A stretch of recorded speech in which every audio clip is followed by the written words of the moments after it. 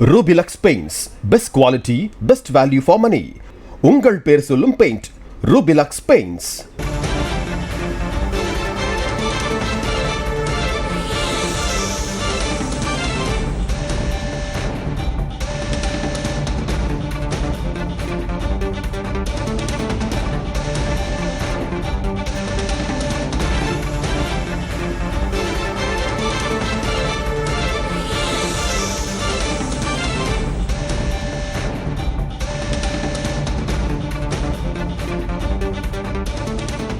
அண்மை செய்தி.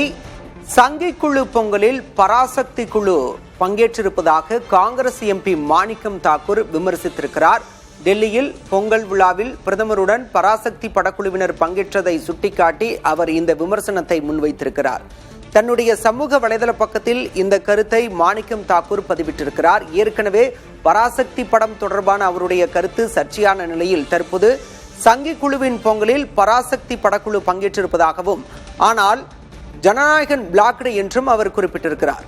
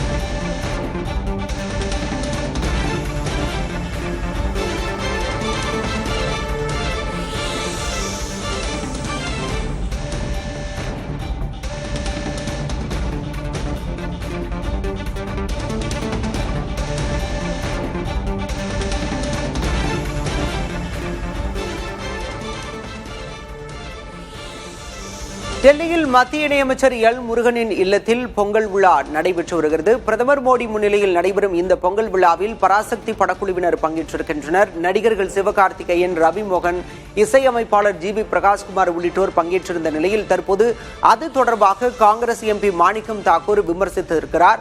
தன்னுடைய எக்ஸ் தள பக்கத்தில் அவர் இந்த விமர்சனத்தை முன்வைத்திருக்கிறார். சங்கி குழு பொங்கலில் பராசக்தி குழு, ஆனால் ஜனநாயகன் பிளாக்டு என்று அவர் குறிப்பிட்டிருக்கிறார். ஏற்கனவே பராசக்தி படம் தொடர்பாக அவர் தெரிவித்த கருத்து சர்ச்சையானது. இந்த நிலையில் மீண்டும் பராசக்தி படக்குழுவினரை மாணிக்கம் தாக்கூர் எம்பி விமர்சித்திருக்கிறார்.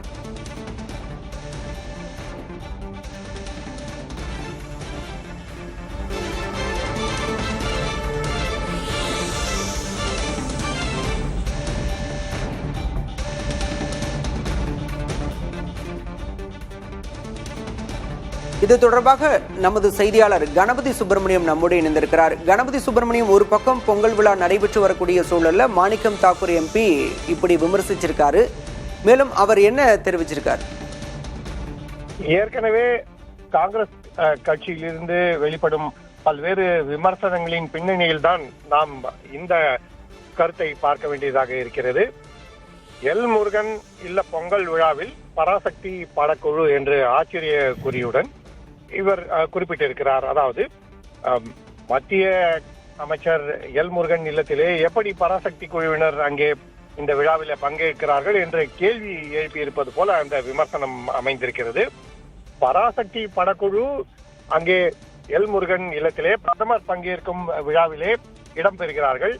ஆனால் அதே சமயத்தில் ஜனநாயகன் படத்துக்கு இதுவரை தணிக்கை சான்றிதழ் அளிக்கப்படவில்லை என்பது இந்த விமர்சனத்தின் உள்ளர்த்தமாக இருக்கிறது.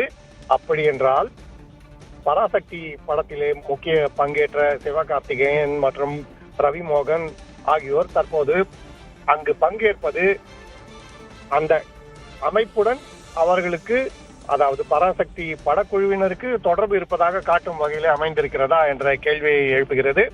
பராசக்தி திரைப்படம் மொழி அரசியல் பேசும் படமாக அமைந்திருக்கிறது.